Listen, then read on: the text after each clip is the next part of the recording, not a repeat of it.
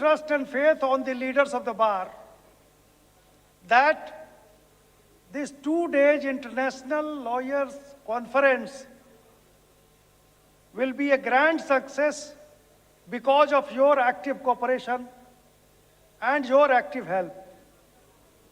तो अब इसमें आपका हेल्प यही है कि सेशंस को हम अटेंड करें. The law students are also there by nature.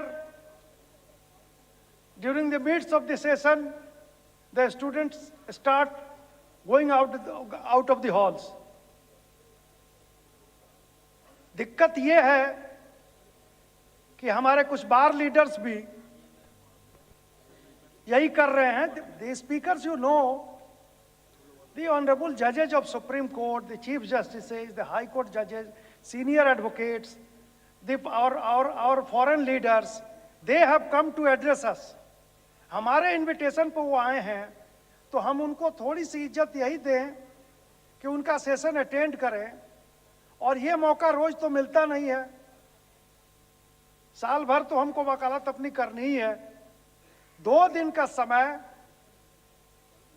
Hindustan के इतिहास में पहली बार एक इंटरनेशनल लॉयर्स कॉन्फ्रेंस हमने ऑर्गेनाइज किया है आपके बल पे और आपके लिए.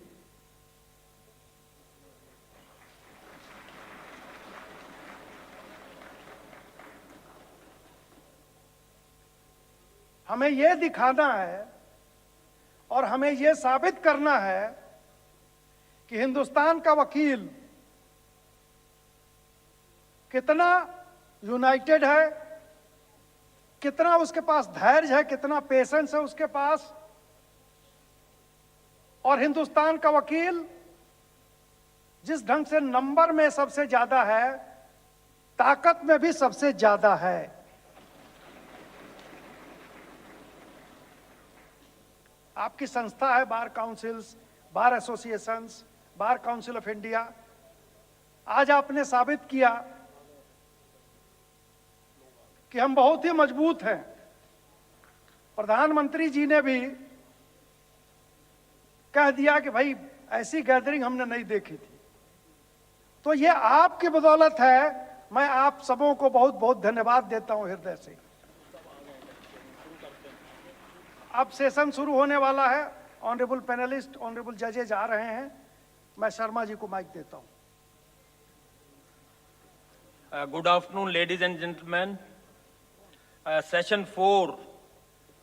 The subject is alternate dispute resolution in international transactions.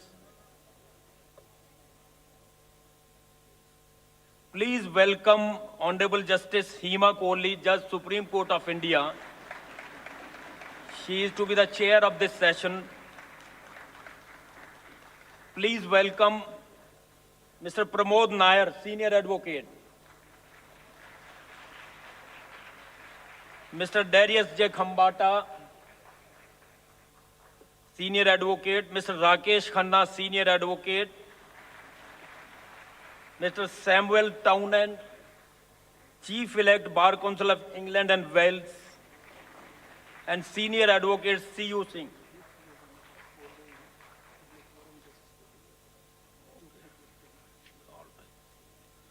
So, friends, we are going to start the session. And as you know, it's a very, very crucial, very critical topic, alternate dispute resolution in international transactions. And we are very fortunate to have with us very knowledgeable, experienced, and enlightened legal luminaries from India and abroad. Mr. Samuel Townend is there, and they are going to shed a light on the subject of great importance and great interest. So the session is only for 75 minutes duration.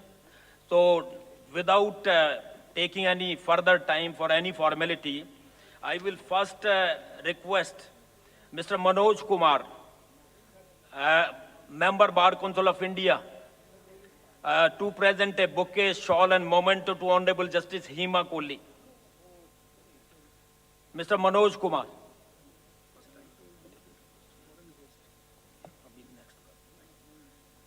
All right.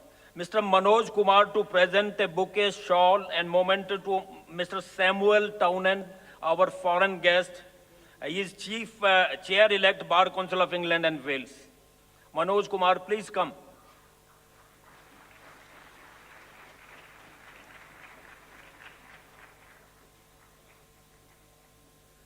Mr. Pratap Singh.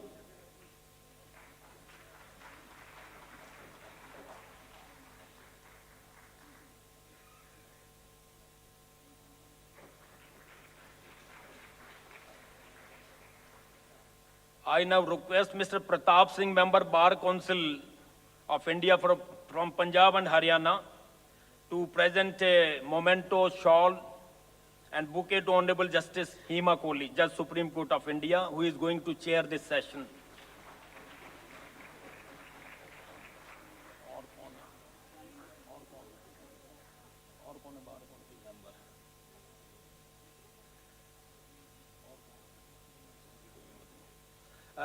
Mr. Sadashiv Reddy, please come. Please come. Mr. Sadashiv Reddy, our member from Karnataka, he will present a bouquet, shawl, and memento to Senior Advocate Darius J. Khambata ji.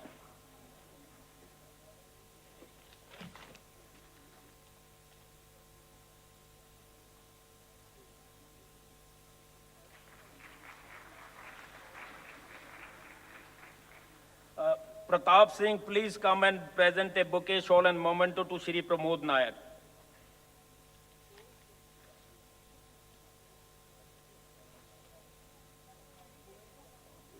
Manoj Kumar ji. अब राकेश खन्ना. क्या नाम है इसका? Vishwajit. Mr. Vishwajit Mishra, please come. Vishwajit Mishra, Advocate Patna High Court, please present a memento, shawl, and bouquet to Shri Rakesh Khanna, Senior Advocate.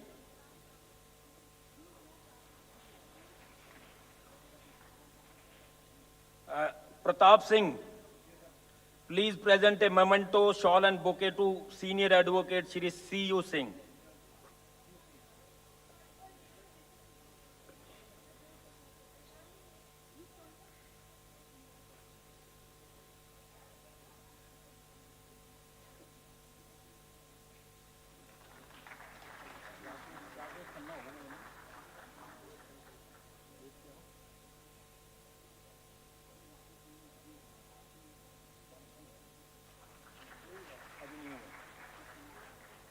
Mr. Manoj Kumar ji, please present a bouquet, shawl, and memento to Shri Rakesh Khanna.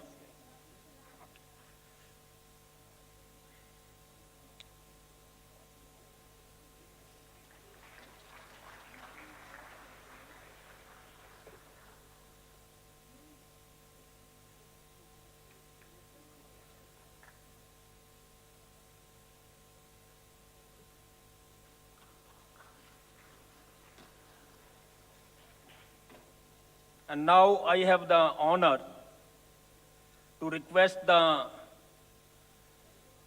chair of this session, Honorable Justice Hema Kohli, to take over and take forward this session. Justice Hema Kohli.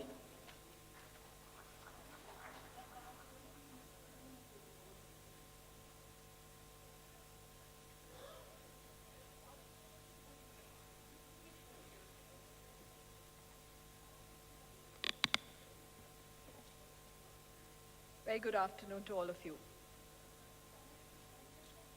I'm really delighted to be part of this remarkable event, a joint initiative between the Bar Council of India, the Law Society of England and Wales, and the Bar Council of England and Wales, with an aim to engage legal luminaries across the world to deliberate on the topics that impact the global legal fraternity. This is indeed a momentous occasion. The topic of this session, as you all know, is alternate dispute resolution in international transactions. While we will engage you all in this subject and divided amongst us to give you a flavor of what our view is. We also have a tremendous task of keeping all of you awake and active after a sumptuous lunch, and we hope we live up to that too. It is indeed a pleasure to introduce you to the panelists of this session, Mr. Samuel Townend Casey, Chair-elect, Bar Council of England and Wales, Mr. Darius Kambata, Senior Advocate, Mr. C.U. Singh, Senior Advocate, Mr. Rakesh Khanna, Senior Advocate, and Mr. Pramod Nair, Senior Advocate. They will, of course, share their perspective on the subject. In today's world, everything is moving fast due to globalization. This has led to an increase in commercial transactions, with businesses crossing cultural and geographical boundaries. It has also thrown up a variety of legal challenges. International trade and investments have grown phenomenally, making dispute resolution more complex. These disputes not only affect the parties involved, but also the global community at large.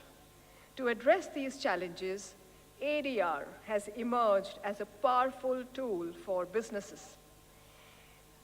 In the inaugural session, you would have noticed that most of the speakers, starting from Honorable the Prime Minister to the Minister of Law, emphasized how important ADR is in today's scenario, where transactions are taking place globally, where the economy of the countries is high at stake, where resolution of disputes is critical to the businesses.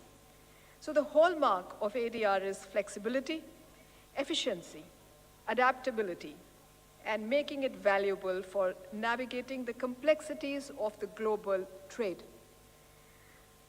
Drawing from its rich heritage of consensus-based conflict resolution, our country embraces a diverse range of ADR mechanisms, from the time-honored panchayats and the lok adalats to the cutting-edge approaches like arbitration and mediation, as also the initiative and innovative hybrids such as MERAB, AAB, MERAB. The nation is weaving a seamless integration of tradition and modernity. It's paramount to fortify arbitration's position, ensuring that it is not only parallels, but also resonates prominently within the global legal framework. Interestingly, the Indian Arbitration and Conciliation Act and UK's Arbitration Act were enacted contemporaneously in the year 2016. Both underscore party autonomy, minimal judicial interference, and finality of arbitration awards, epitomizing the very bedrock of modern arbitration jurisprudence. In recent years, India has made significant strides in establishing itself as a reliable and trustworthy partner in arbitration and mediation services. No doubt there have been some hiccups on the way, and we will all admit it, but the judiciary's unwavering commitment to providing finality to arbitration awards and fostering a pro-enforcement regime will give a fillip to India's transformation into a hub of international arbitration. Ad hoc arbitration in our country is well escorned. At the same time, there has been a steady acceptance of institutional arbitration too. Excuse me. This upsurge of institutional arbitration in India requires fostering of a specialized arbitration bar. A bar composed of experts and legal practitioners solely engaged in arbitration would have to collaborate closely with established arbitral institutions. This symbiosis would not only streamline the arbitration process, but also demonstrate the viability of arbitration as a primary form of dispute resolution. Such a focused approach will go a long way in elevating the arbitration landscape, positioning it as an equal, if not a superior alternative to traditional court litigation. A specialized arbitration bar will attract fresh talent. It will also promote a cultural shift within the legal community, positioning arbitration as a niche field for expertise. Regular workshops, training sessions, and interaction on different platforms like the present one hosted by the Bar Council of India, will help streamline every facet of arbitration process from the stage of drafting to enforcement, thus boosting domestic and international confidence in India as an arbitration hub. Touching briefly on the judicial precedents emphasizing finality and pro-enforcement approach, which of course our panelists will go in depth with, the Indian judiciary's approach towards preserving the integrity of the arbitral awards and respecting party autonomy is reflected in numerous landmark judgments of the Supreme Court and the High Courts. The increasing approach of courts across India is to refrain from acting as appellate bodies, delving into the merits of the award, unless and until there are compelling circumstances as prescribed by law. The notable case of Balco distinctly exemplifies this, with the Supreme Court signaling a robust pro-enforcement stance, thereby conveying a message to the global business community that India is committed to the sanctity of the arbitral process, culminating in an award. Through the decision in the case of Vijay Karya, the Supreme Court has underscored the importance of giving due regard to party autonomy in the arbitration process. In the Amazon case, the Supreme Court has held that interim award passed by an emergency arbitrator is enforceable, and observed that there was nothing in the Act to prohibit the contracting parties from agreeing to a provision that provided for an award to be made by an emergency arbitrator. As recently as in April 23, in NN Global Mercantile case, a constitution bench of this court, by majority, had taken a view that an arbitration clause forming a part of an insufficiently stamped agreement cannot be acted upon. Conscious of the ripples it has created in the ADR circle, both domestically and abroad, as many believed that a more pro-arbitration stance would have been appropriate, given the curable nature of the stamping defect. A 5-judges bench of this court, headed by the Chief Justice, has recently issued notice in a curative petition to have a relook at the issue. The point that I'm making is the response that the court is giving quickly to situations that can create encumbrances in completing an arbitration process from A to Z. By limiting judicial intervention, respecting party autonomy, and the finality of arbitration awards, courts in India have contributed in bolstering India's reputation as a favorable venue for dispute resolution. This judicial philosophy complements the legislative reforms and is a step in aid for our country to become a global hub for arbitration. Touching about mediation, an equally important tool in ADR, another essential tool that would make a world of a difference, as it has been making even without a legislation. So through my journey on the judicial side, I have seen firsthand how mediation can be a powerful tool in helping parties find mutually beneficial solutions that can help avoid costly and protracted litigation. A watershed moment in India's legal landscape is the Mediation Act of 2023. This legislation is not merely an act. It is a testament to our collective yearning for a more efficient, more harmonious, and less adversarial method of dispute resolution. It offers autonomy to the parties to resolve their differences creatively, thereby preserving relationships and saving both time and resources. While no single approach can be a panacea for all the legal challenges, this act is indeed a promising addition to our toolkit, encouraging dialogue over discord. The pre-litigation mediation mechanism contemplated in the Act is significant.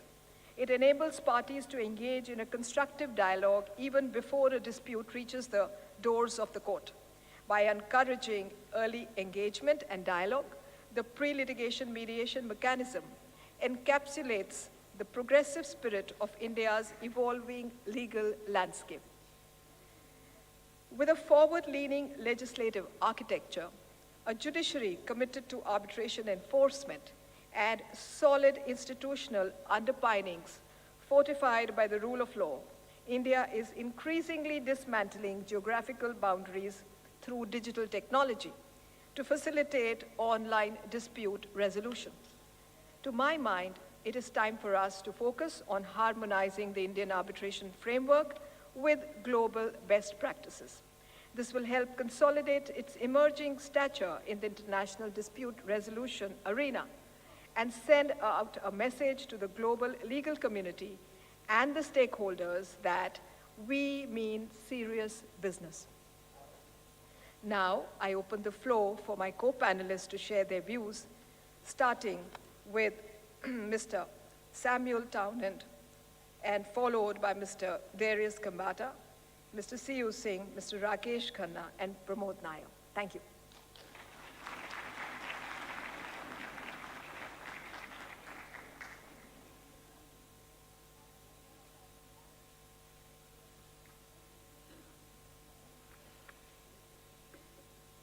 Namaskar.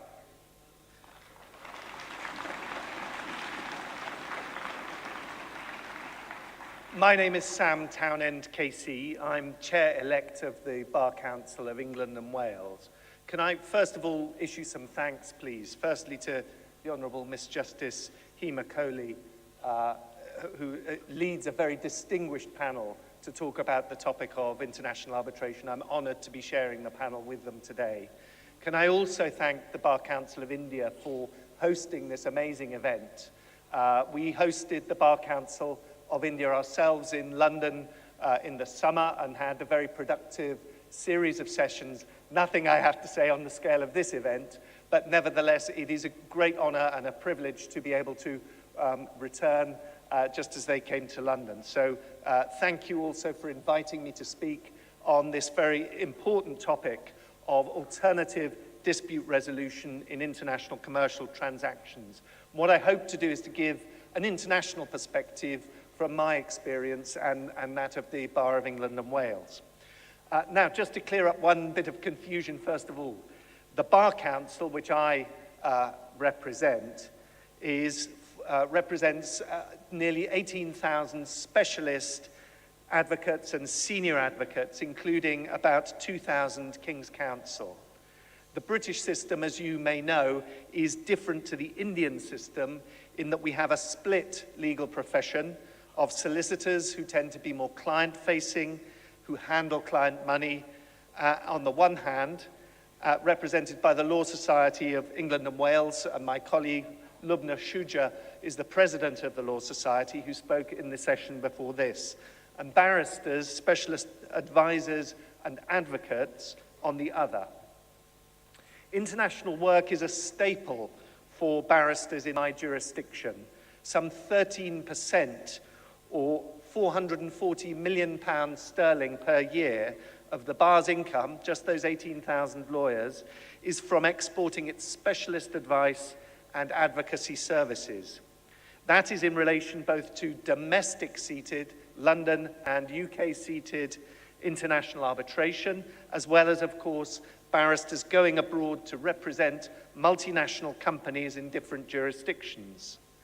Surveys have repeatedly shown that London is currently one of the world's preferred centres for arbitration, and in 2021 alone, just under 29,000 civil disputes were resolved through arbitration, mediation, and adjudication in the UK.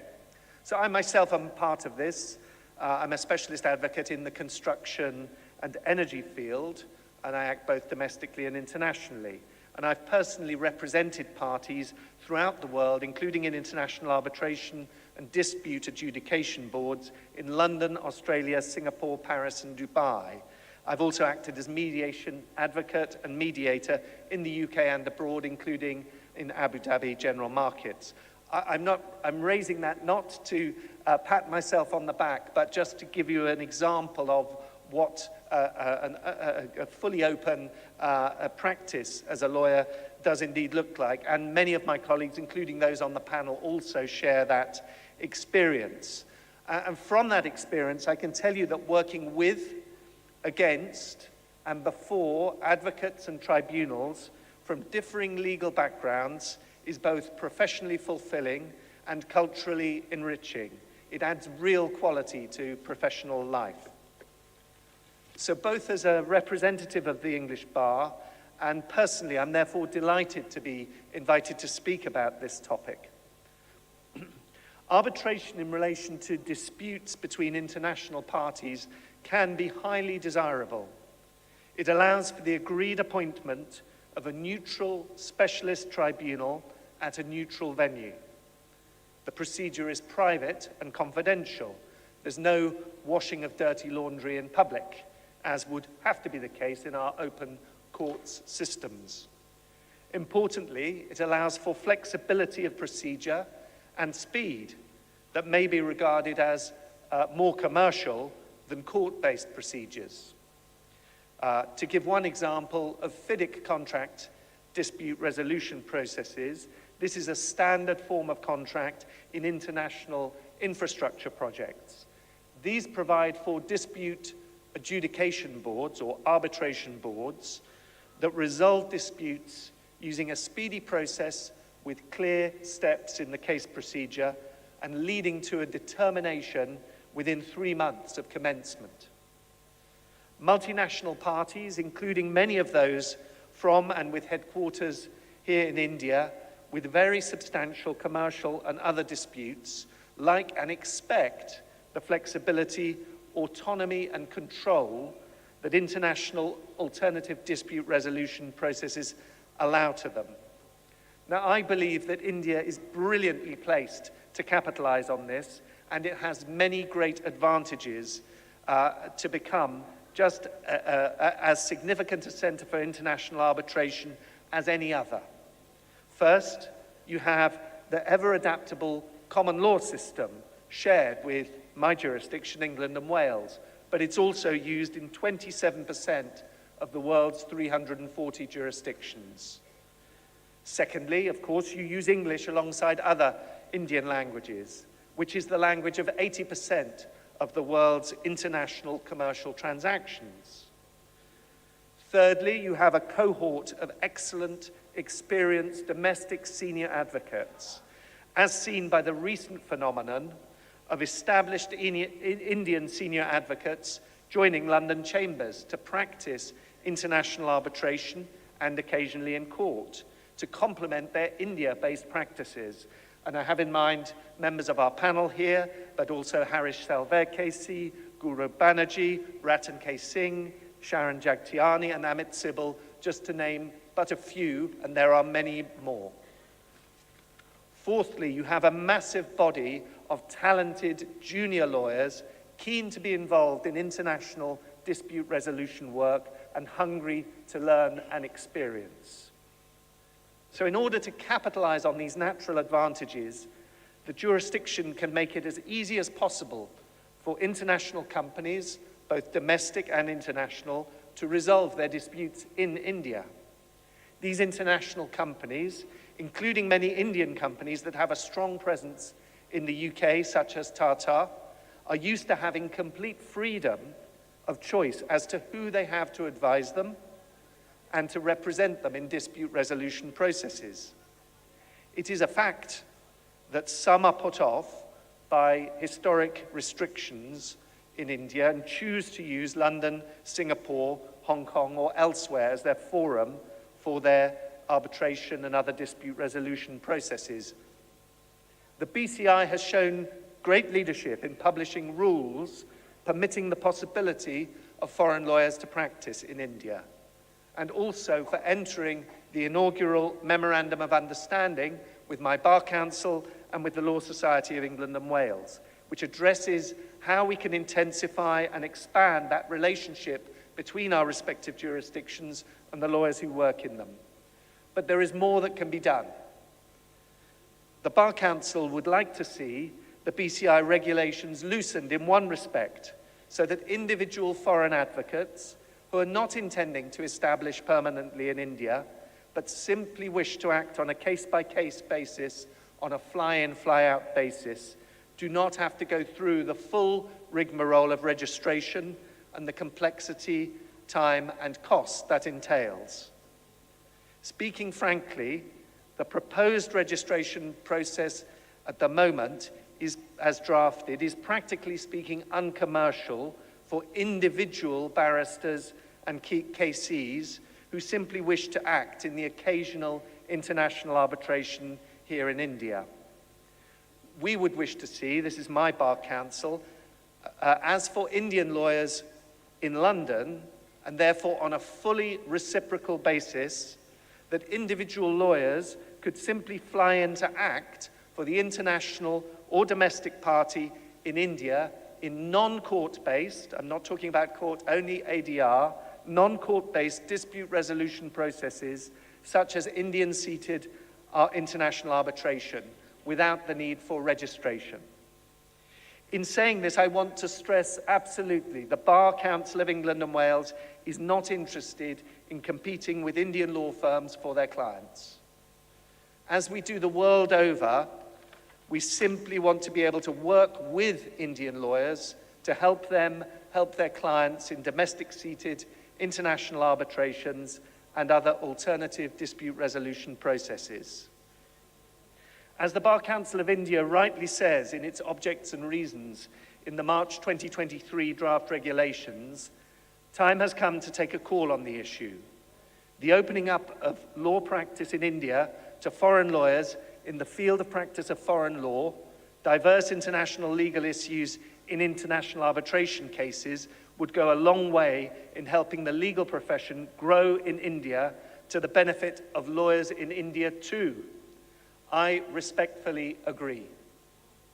I firmly believe that by sharing part of the international arbitration pie here in India, that pie will grow far more quickly, and Delhi, Mumbai, Bangalore, and other cities will achieve their full potential as centers of international arbitration to the benefit of all those who practice in the area here and from abroad. Working together, I think we can truly achieve Vasudhaiva Kutumbakam, one earth, one family, one future. Thank you for listening.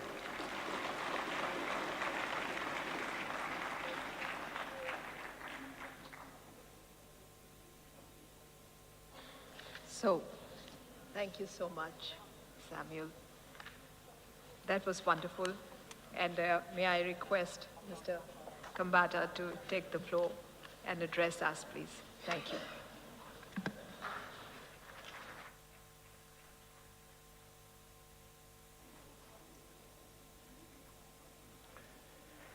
Thank you, Justice Kohli. It's an honor and privilege to be part of a panel chaired by you and with such a distinguished set of colleagues. I can't but start by thanking the Bar Council of India and all the state bar councils for the tremendous show that they have put up here. This is really a fabulous conference, and it showpieces, I think, the best of India. As we all know, international arbitration is on a cusp in India, because with a growing economy, inevitably comes growing commercial litigation. We are now the 5th largest, soon to be within the decade, the 3rd largest economy in the world. And we need to look at a dispute resolution mechanism that can keep pace with that economy, because there's bound to be an exponential increase in the number of commercial disputes that such a growing and large economy generates. Arbitration in India, as many of you know, has very ancient roots. It's referred to even in the Upanishads. And as our Prime Minister told us today, the system of Panchayati Raj is a very ancient and entrenched system. We also have Lok Adalats, which again we heard of this morning. But common law arbitration, where commercial disputes are resolved, is relatively speaking a recent occurrence, and it really only took place after the economic revolution of 1991. The 96 Act, I think, was born of a realization that courts in India were and would continue to be overburdened with massive social, administrative, and other litigations. And they would not find the resources nor the time to actually give speedy commercial dispute resolution. The 96 Act was based largely on the unilateral model law, and it restricted challenge of awards. it provided the same standard for challenges awards in India, seated in India, whether they were between entirely Indian parties or they involved one foreign or non-resident party and were called International Commercial Arbitration Awards. But as we know, the experience with this act to start with was checkered. We had enunciations of the law that gave a very broad view to the ground of challenge of public policy. The concept of a patent illegality came in. There was also a whittling down of the concept of competence, which is where the arbitral tribunal can decide its own jurisdiction. And for gateway disputes, the Supreme Court held that there was a fair amount a court could decide even before the tribunal was appointed. That led in 2015 to a slew of transformative amendments that were introduced on the initiative of this government. The government set its sights high. It wanted to facilitate quick enforcement of contract, easy recovery of monetary claims, award of just compensation by damages, and coupled with all of this was a general hastening of the dispute resolution process so as to encourage investment and economic activity. I think these amendments have had their role to play in the fact that, as we were told this morning by the Solicitor General, we have now gone up to item 79 in the ease of doing business ratings, and I presume that is only a trend that will take us higher and higher. The 2015 amendments marked a conceptual change. One of the most important things they brought in was a dualistic structure, whereby international commercial arbitration was ring-fenced. The ground of challenge was restricted to public policy, and that was then defined exhaustively to be a very narrow public policy. Domestic awards between purely Indian parties were challengeable not only on that narrow ground, but also on the ground of patent illegality, with some safeguards about not reappreciating evidence. International commercial arbitrations are also given a fillip by allowing the parties to them to choose any substantive law, not necessarily only Indian law. And under Section 1112, only the Supreme Court can appoint arbitrators when you come to international commercial arbitrations. The other thing that the 2015 amendments did was to incorporate into our law as statute the famous IBA rules on conflict of interest. So the red, orange, and green lists have actually been made part of our statute. And I think we are the only country in the world that has done this. And it's a step forward because they very clearly enumerate guidelines for disclosures by arbitrators, conflicts of interest, tests for impartiality and independence, and also for disqualification. The third thing that those amendments did was to strengthen negative competence. We already had statutorily the concept of positive competence introduced by way of Section 16. But now, Section 8 was strengthened to say that if you filed a matter in court, which was the subject matter of an arbitration agreement, all the court had to do was prima facie be satisfied that there was an arbitration agreement. Once that happened, it didn't actually decide the existence, it sent the matter to arbitration. And this, I believe, was a consequence of a judgment of the Supreme Court, which had held the same as regards foreign arbitrations. Section 17(2) also gave automatic enforceability to the interlocutory orders made by arbitral tribunals. It gave them the force that orders of courts have. All this put together and more made our act a very effective one, particularly for international commercial arbitration. And at the same time, the Supreme Court was advancing the boundaries. Justice Kohli mentioned several leading judgments. And what the Supreme Court did, as it is its role to do, it filled up the gaps, it interpreted the law and advanced it to give a more pro-arbitration stance. So you had the group of companies doctrine in chlorocontrols, which is now being relooked at in Cox and Kings. You had the seat doctrine in Balco. You had the recognition of emergency arbitrator orders and awards in the Amazon case. You had a very detailed and academic judgment on competence in several decisions in the I.S. Swamy case, Booz Allen, and of course in Vidya Drolia. And in Vidya Drolia, for the first time, it was made clear that as far as gateway disputes were concerned, a court could have a second look. And of course, our courts have now started adopting emphatically a pro-enforcement approach, not only for awards made abroad, foreign awards, but also for awards in arbitration seated in India.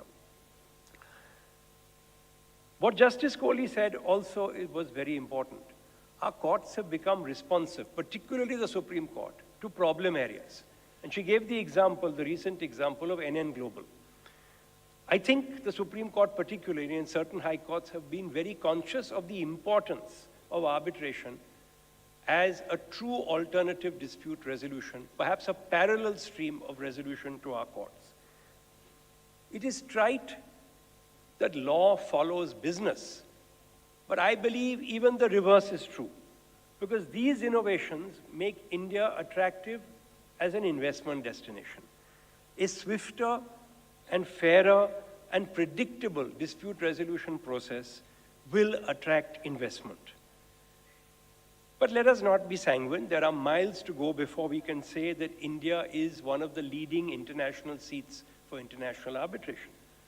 And before I get to what I think we should be looking at now, let me first enumerate our strengths, because all too often we forget these.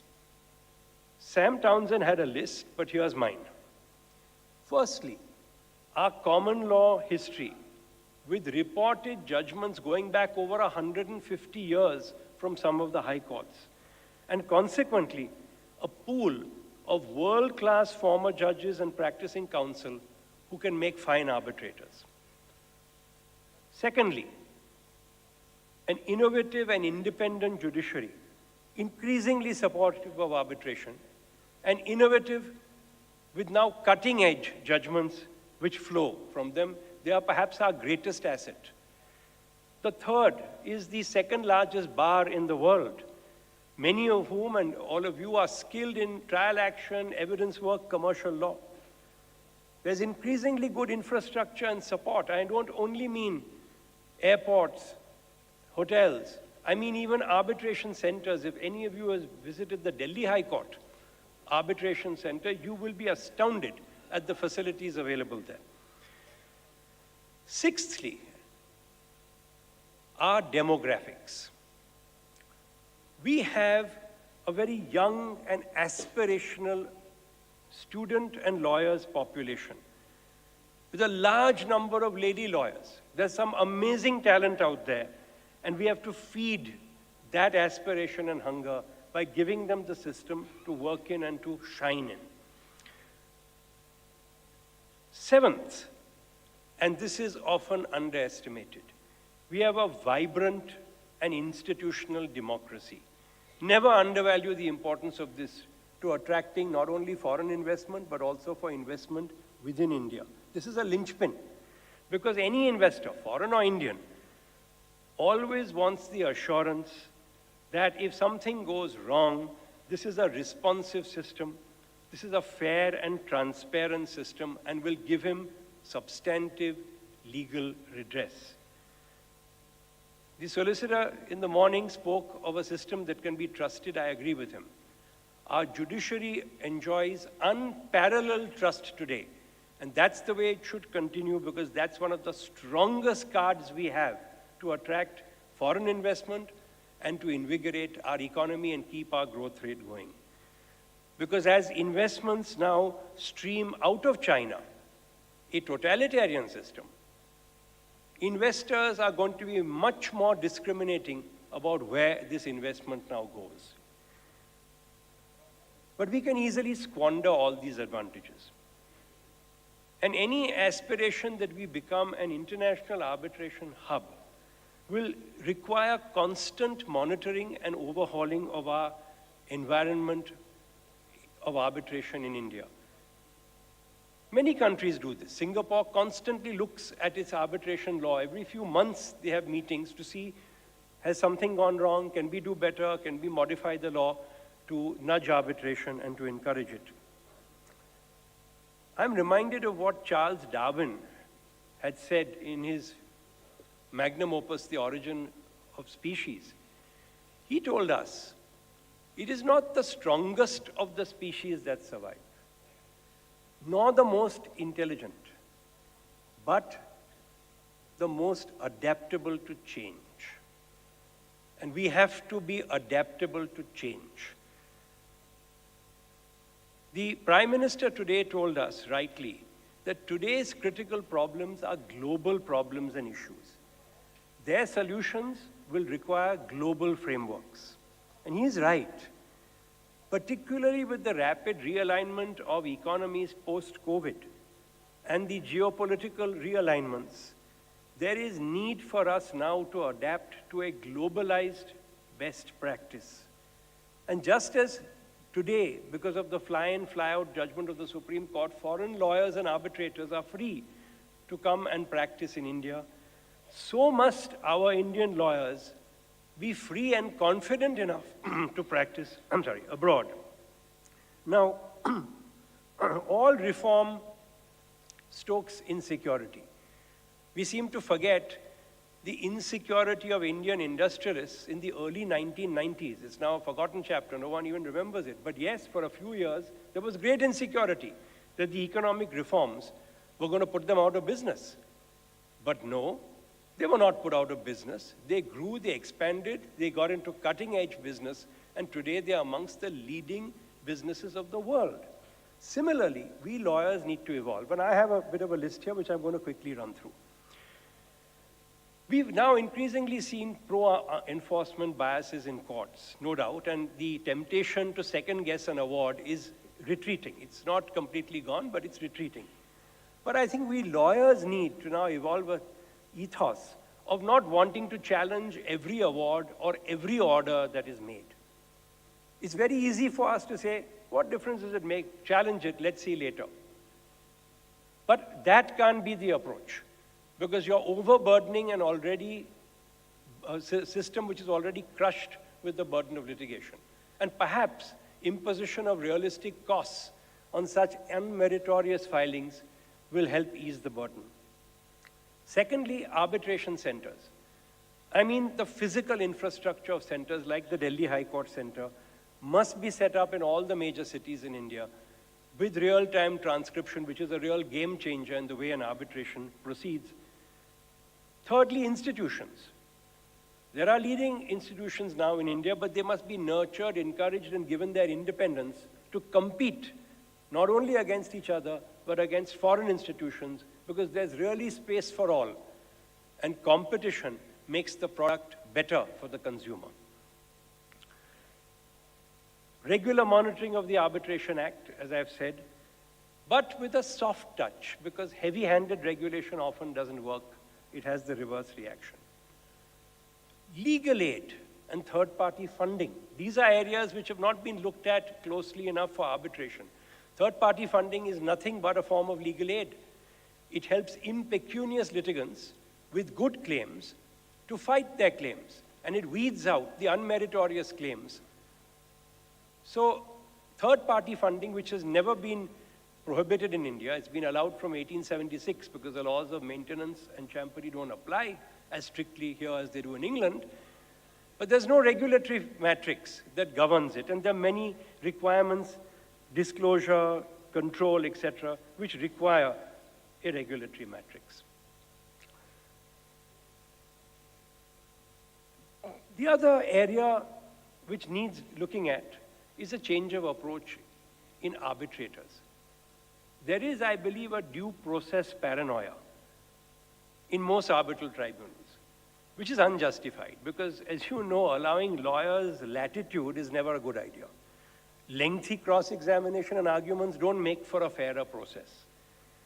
So we must be happy and willing and humble enough to absorb the best international practices, chess clock timing, sharing of time, red fern schedules, real-time transcription, hot tubbing of experts, written submissions in advance, no ambushing of our opponents, and yet export our best practices. For example, internationally, oral closing submissions, which we are so familiar and used to in Indian courts, are not things that are popular abroad. But I believe this cross-pollination between our lawyers and international lawyers will add value, and the engagement that the Chief Justice spoke about this morning will only add value. So I'll end with this. And I quote Gandhiji in this, who said, "I do not want my house to be walled up or my windows to be stuffed. I want all cultures to blow freely about my house, but I refuse to be swept off my feet by any." With that philosophy, I believe we can go forward and make India a successful seat. Thank you.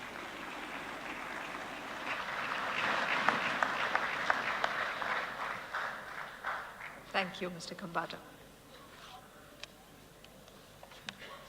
I would now request Mr. C.U. Singh to take the podium. We know we slipped over in the previous session, and we hope that we don't eat into the next one, so we'll keep it short and crisp, perhaps making some time for some questions if possible. Thank you.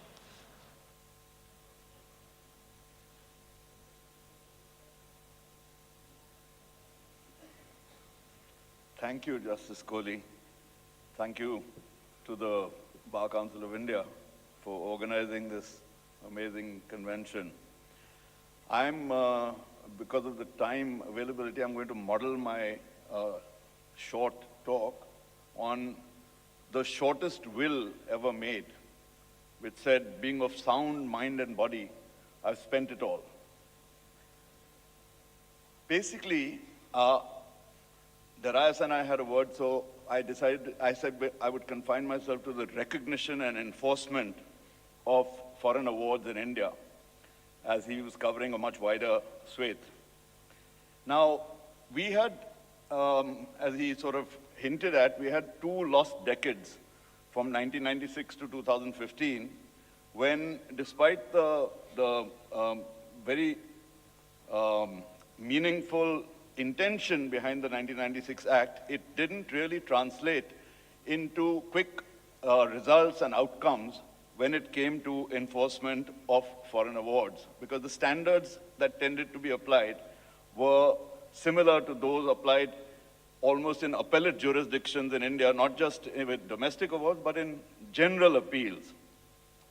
After the 2015 amendment, I think the Supreme Court decided to make up for that lost time and to make it very clear to the world that that the Indian jurisprudence was leapfrogging and coming to a stage where foreign awards would genuinely be treated as a distinct class, and that the New York Convention and the entire intention behind the New York Convention would be in reality and on the ground and in practice implemented. Now, very briefly, because time is very limited, and I'm very anxious to hear Rakesh Khanna and Prabodh Nair on mediation, which is so important now going forward.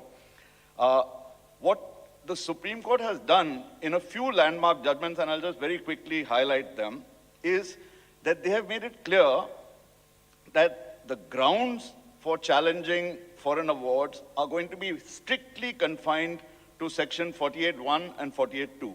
48(1) allows 5 grounds for parties to challenge, and 48(2) allows 2 grounds for the court to suo moto strike down an award, and that's basically on jurisdiction and arbitrability only.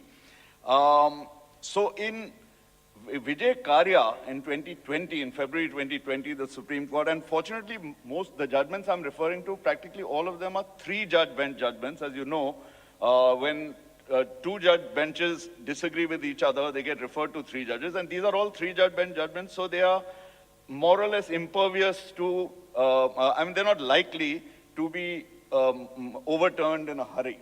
So in Vijay Karya, the Supreme Court made it clear that the 48(1) and 48(2) would not only be strictly interpreted, but a narrow interpretation would be given to the 48(1) grounds. It would be read narrowly, and it would not be an expansive or a liberal sort of view. So a party challenging a foreign award would have to very strictly come within those 5 grounds, or the award would be implemented. Further, the Supreme Court made it very clear that though Section 50 allows the Supreme Court under 136 to virtually sit in second appeal, because as you know, on foreign awards, unlike domestic awards under Section 37, where there's an appeal against the Section 34 order, in the case of foreign awards, the appeal lies only if the court has declined to enforce it. If a court enforces, if a court says that Section 48 grounds have not been made out and the award is to be enforced, there is no appeal against that. But 136 is still preserved. So what the Supreme Court went on to say in Vijay Karya was that notwithstanding 136 being preserved, the court would approach the matter as if there is no second appeal. And the court would be very reluctant to interfere if there is an enforcement of a foreign award by the court below. Then in Government of India versus Vedanta, which came a little later in the same year, the Supreme Court clarified with regard to limitation of enforcement of foreign awards. They said that limitation would be 3 years and not 12 years. It would be under Article 137 of the Schedule to the Limitation Act and not 136. But at the same time, they said that Section 5, that is where sufficient cause is shown for being unable to move within the limitation of 3 years, a court would still have that small residual jurisdiction to enforce the foreign award. Then in Centro Trade Minerals, there were 2 stages here, 2017 and 2020. In 2017, the Supreme Court clarified the law because there were 2 judge benches which had taken varying views on a 2-tier arbitral agreement. This is basically on party autonomy. There are jurisdictions where you can have within the arbitration agreement itself, you can have a 2-tier thing that if the party is dissatisfied with the result of the arbitration, there can be a second layer like an appellate arbitrator virtually. And that had been struck down by an earlier bench of the Supreme Court. Centro Trade, the 3-judge bench said no. This is, since party autonomy is supreme, and especially so in international arbitration, India would recognize that too, so a 2-tier arbitration would be permissible. In the last Centro Trade, that was Centro Trade 3 or 4 virtually, in 2020, the Supreme Court went on to say that that even the aspects like a party being unable to present its case, one of the narrow grounds under Section 48(1), that would be read only in cases where a party could show 2 things. One, that there was no role of the party itself in being unable to present its case. In other words, it is unable to present its case for factors which are completely beyond its own control. 2, very importantly, the Supreme Court said that this alleged violation of natural justice or being unable to present your case, you would have to prove that prejudice would be caused you. In other words, you would have to show the court a second stage that had you been able to present your case, you could have materially affected the outcome, and not just a technical thing that you were prevented from presenting your case. And lastly, there are a few judgments which have sort of clarified the law on foreign currency conversion, for instance. Forasol was the 1984 judgment which had held the field, and that was again clarified recently in 2018 in Meenakshi Saxena. And saying basically that if a contract provided the date of conversion of foreign currency, then that would be the primary date. If not, the Forasol principles would apply. There were 3 descending factors to be taken into account. With all these judgments, and there are no doubt some more on various peripheral issues, I think the Supreme Court in a short space of 3 or 4 years has made it very, very clear that India is a jurisdiction which is going to ensure that foreign awards are implemented and enforced. Unless they come within a very, very narrow area where they can be challenged.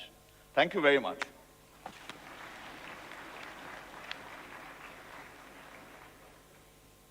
Thank you. Thank you for keeping to the timeline. Really sharp, wasn't that, Mr. Singh? He couldn't have made it more sharper than that. And I think we will catch up on the time, perhaps, that we have lost in the process of expounding on some aspects which were very important, which Mr. Kambara did. Just for your information, we decided to split our panelists on subjects so that there is no overlap. So you've heard all about arbitration.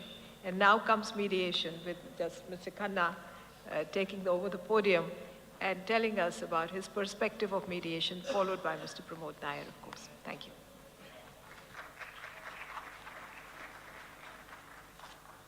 Thank you, Justice Kohli. My fellow panelists on the dais, my dear brothers and sisters. Mediation today is becoming one of the most important mechanisms in dispute resolution system.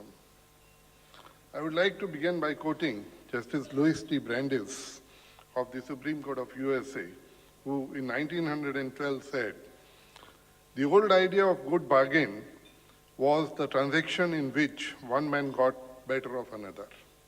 The new idea of good contract is a transaction which is good for both the parties."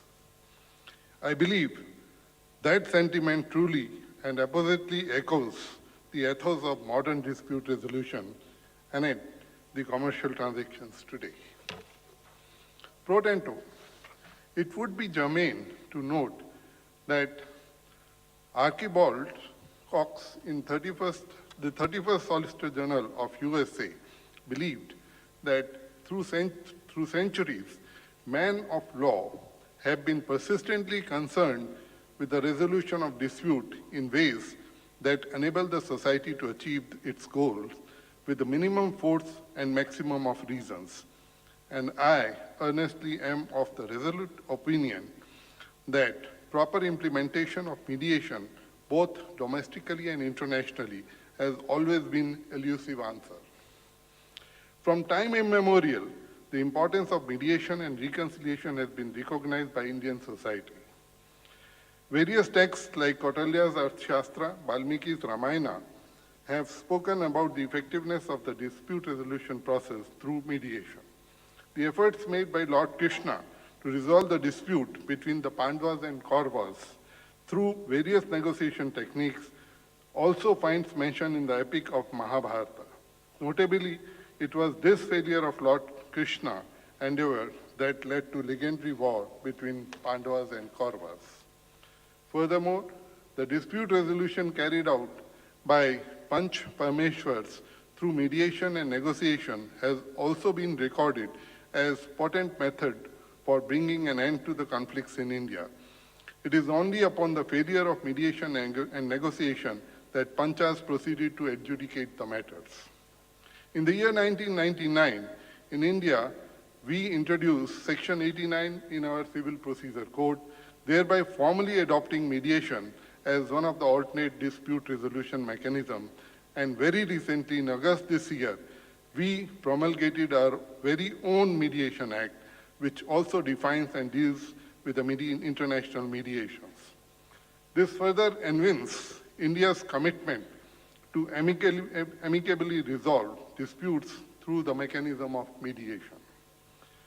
Consequently, as you all have already discerned by now, I'll be discussing mediation in general, and my friend Pramodji will be discussing the legislations. Friends, international commercial transactions tend to be high-value cases with considerable level of complexities that innately are more time and cost-consuming than domestic disputes. Thus, naturally, adversarial litigation local to one party, ipso facto, is generally less appealing and palatable due to its underlying presupposition of inherent bias against the foreign party, as well as its characteristically lengthy and expensive nature. Needless to therefore say that litigation is not the panacea it was perceived to be, and over-reliance thereon can actually be detrimental to the cause of justice. It would be pertinent to note that the law of instrument, otherwise known as Maslow's hammer, is a cognitive bias that involves an over-reliance on the familiar tool.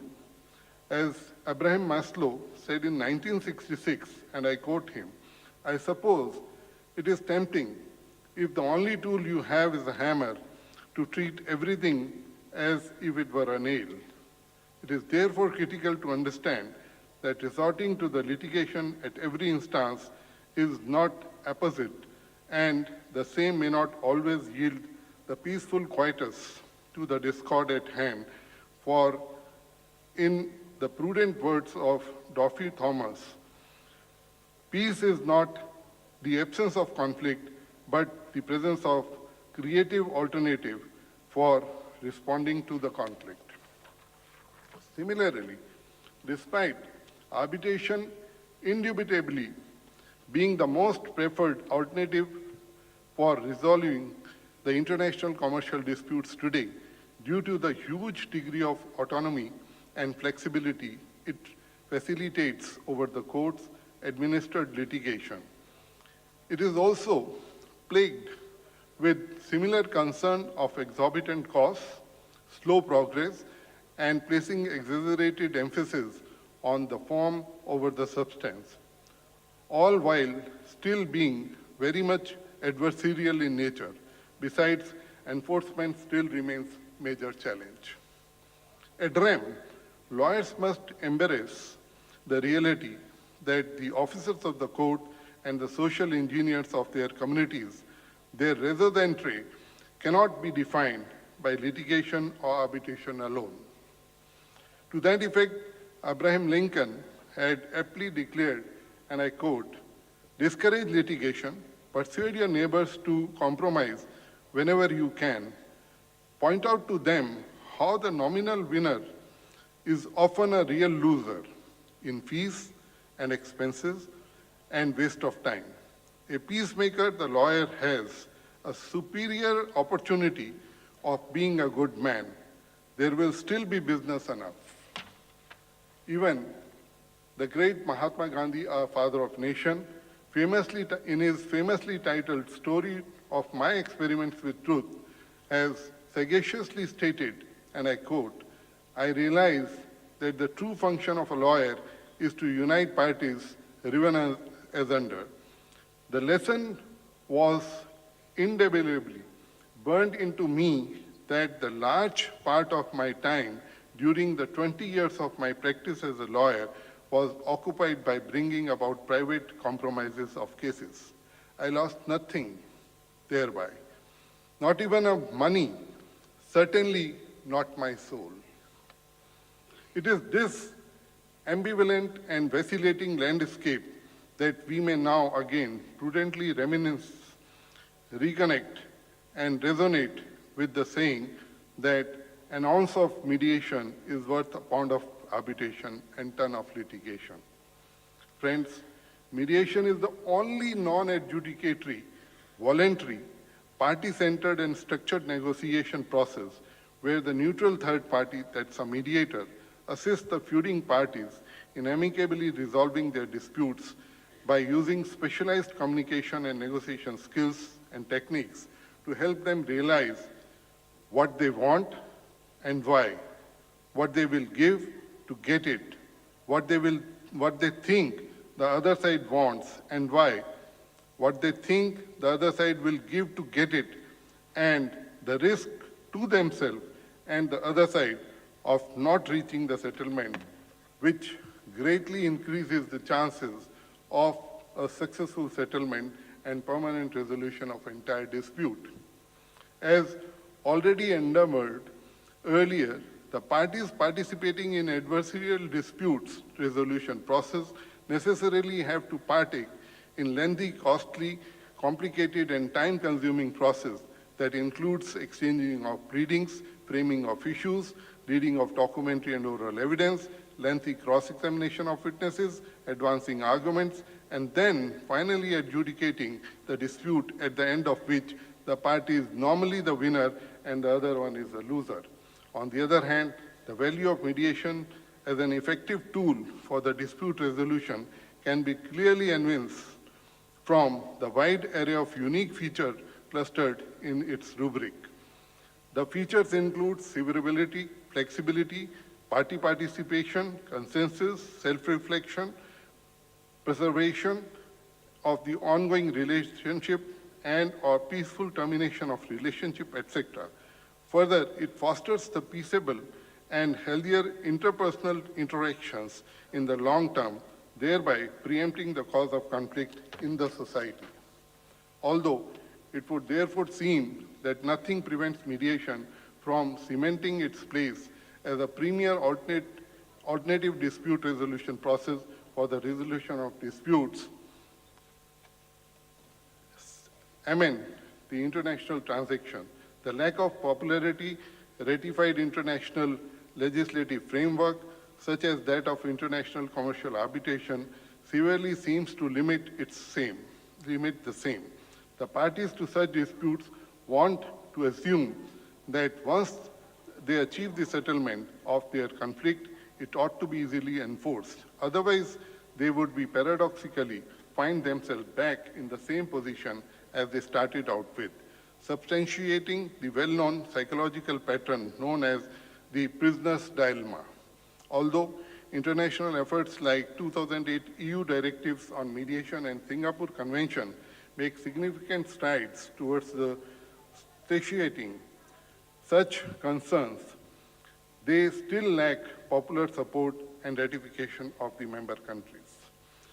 That said, the mediation still remains a cost-effective tool that provides increased access to justice while alleviating the burden of the overcrowded court system. Presently, the comprehensive studies have found that even the low success rate of mediation frees significant resource and litigation costs of the government, business, and the citizen provide for significantly more efficient break-even points.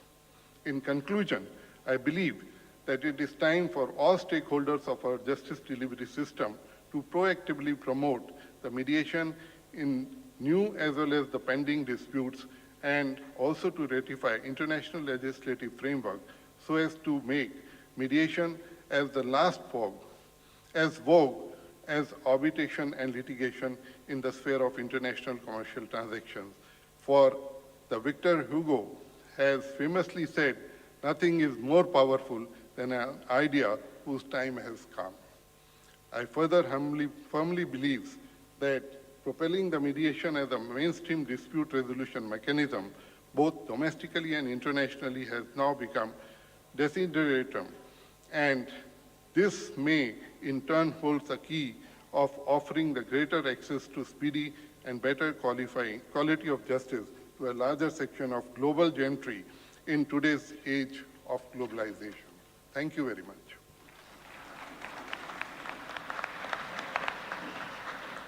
Thank you, Mr. Khanna, for expounding on mediation. We have another and the final speaker on the panel, Mr. Pramod Nair, Senior Advocate, who's also going to address us on aspects relating to mediation. Mr. Nair. Thank you, Justice Kohli. It's really a privilege to be here in the company of such distinguished co-panelists.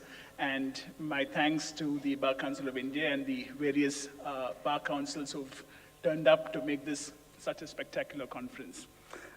Building on the foundation of what Rakesh had dwelt upon, what I propose to do in the 10 minutes that I have is to provide you with the landscape, the contractual landscape, and the domestic and the international landscape within which the process of mediation functions. But before that, let me just take one step back and ask you to reconsider the topic that we have for the session today, which is alternative dispute resolution in international transactions, and in particular query whether the expression alternate is still well suited to mediation and arbitration. Why do I say that? Well, there have been studies in the domestic context which have shown that 8 out of 10 commercial contracts now have an arbitration and or mediation clause. And if you look at that statistic, I think it's quite staggering, which basically means that around 80% of domestic commercial contracts now have an arbitration or mediation clause. And in the international context, if anything, that number would only be higher. Now, what does that mean? That certainly means that arbitration and mediation today are no longer alternate modes of dispute resolution. When it comes to commercial transactions, they are pretty much the mainstream modes of dispute resolution. We don't have the time to dwell into the reasons for it, but that is the reality of international commerce today. So in terms of how parties go to mediation, the first is, of course, the contractual route. In contract drafting today, what we see quite definitively is a preference for what are called as multi-tiered dispute resolution clauses, where parties explore a succession of options to try and resolve a dispute that has arisen amongst themselves. The first would typically be the process of mutual negotiations. The second would be a process of mediation with the assistance of a trusted intermediary like the mediator. And it is only failing the first two avenues of dispute resolution that parties contractually agree to invest either an arbitral tribunal or a chosen court with their dispute to resolve. And therefore, what this shows is that there is a clear and distinct preference for parties to commercial transactions, both domestic and international, to embrace mediation in an attempt to resolve disputes quickly, at the least possible expense, and with the least disruption to the commercial relationship that exists between the parties. This contractual preference for mediation is increasingly being given a fillip by legislations, by international conventions, and judge-made law. And let me just sketch that landscape very quickly for you. The first and probably the biggest event in recent times, and I would say the game changer for mediation, has been the adoption of the Singapore Convention on Mediation, which provides an excellent framework for the recognition and enforcement of mediated settlement agreements. The convention has seen more than 50 states across the world sign up to it and has recently entered into force after receiving the minimum number of ratifications for this to happen. In the same way that the New York Convention allows an arbitral award to flow freely across national boundaries and be treated by 165 states as being a final award rendered by their highest court, a mediated settlement agreement pretty much has the same status today thanks to the Singapore Convention on Mediation. So therefore, mediation, which was considered a viable option only after the commencement of arbitration or court proceedings to enforce a mediated settlement, now finds itself in a position where a mediated settlement agreement could be incorporated in the arbitral award or judgment to ensure ease of enforcement. Now, supplementing the Singapore Convention in the Indian context is the new Mediation Act, which entered into force, in fact, earlier this week. It gives teeth to a mediated settlement, which can directly be enforced as a judgment or a decree of a court. Now, one important characteristic of this legislation is that it applies only to mediated settlements arising out of mediations which happen in India. That may be perceived as a shortcoming, but I'm sure that it is not going to be long before the Mediation Act is amended to also provide for mediated settlement agreements arising out of mediations conducted outside India to also be given the same status. And I think that will happen as a consequence of India ratifying the Singapore Convention and then incorporating legislation in India to transform that international convention into national law. There are also a number, before going to the other statutes which deal with mediation, I think what was particularly noteworthy about the Mediation Act was not only the content of the act, but also the process of lawmaking. I don't think there has been any other legislation which has gone through such a wide degree of public consultation as the Mediation Act. There were consultations that were organized across the country. Views were taken amongst all the stakeholders. There were multiple iterations of the draft bill, and that all culminated into the enactment of the Mediation Act, and it's being brought into force earlier this week. And I think that augurs very well for public representation in national lawmaking. This new enactment that we have is the latest addition to the legislative landscape, which in recent times has provided a significant impetus to the mediation landscape in the country.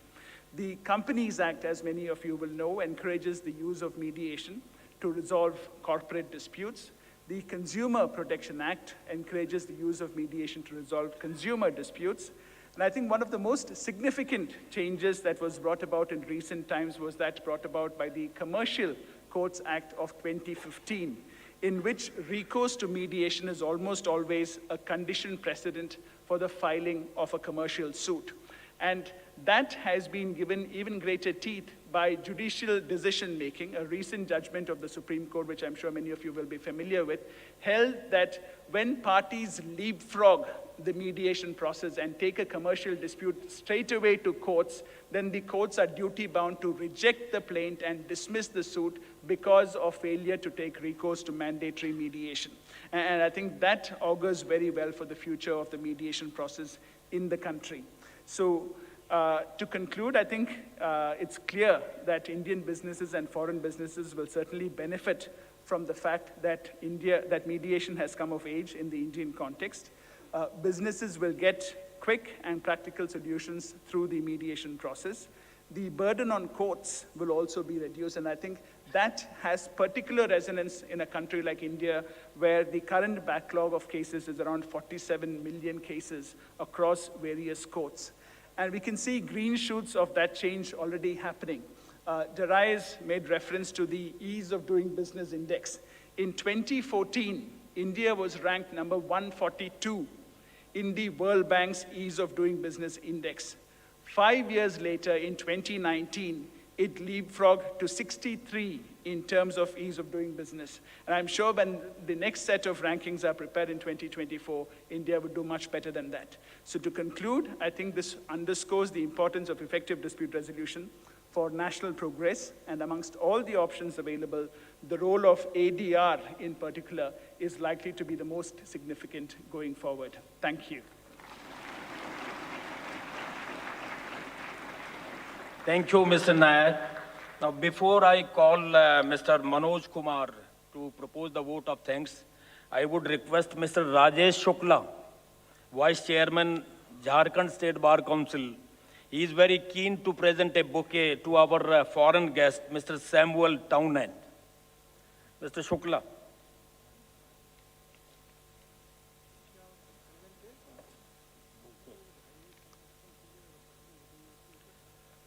And now Mr. Manoj Kumar to propose the vote of thanks.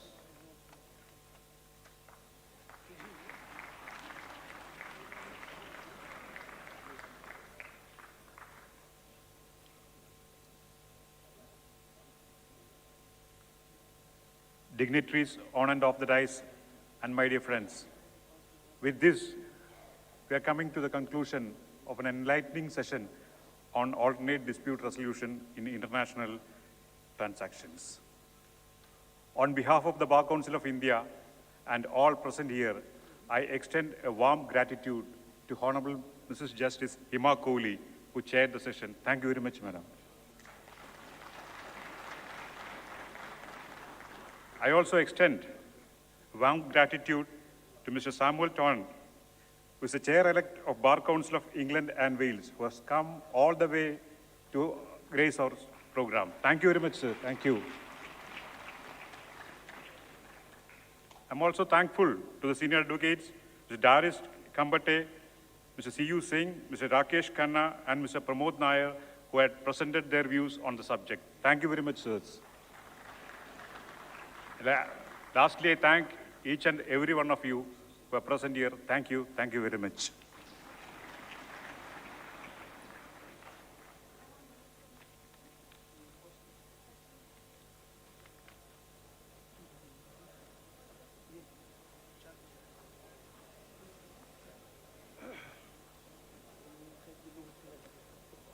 Now, please be seated. Please be seated. Our next and the last session of today, that is artificial intelligence transforming the legal landscape. The two Honorable Supreme Court judges, Honorable Mr. Justice P.S. Narasimha ji, he will chair the session. It's a very interesting session. Honorable Mr. Justice Arvind Kumar, both have arrived in the hall, and Honorable Mr. Justice Rajiv Sakdar, Judge High Court Delhi. His Lordship is also here. So kindly, the students, the volunteers,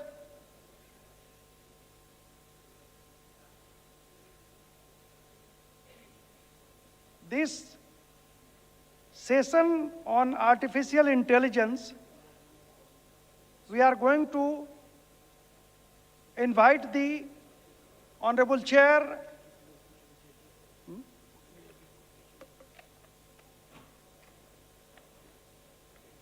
on the dais.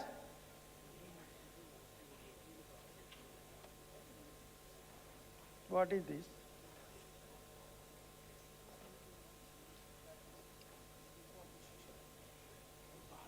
This is a very important session.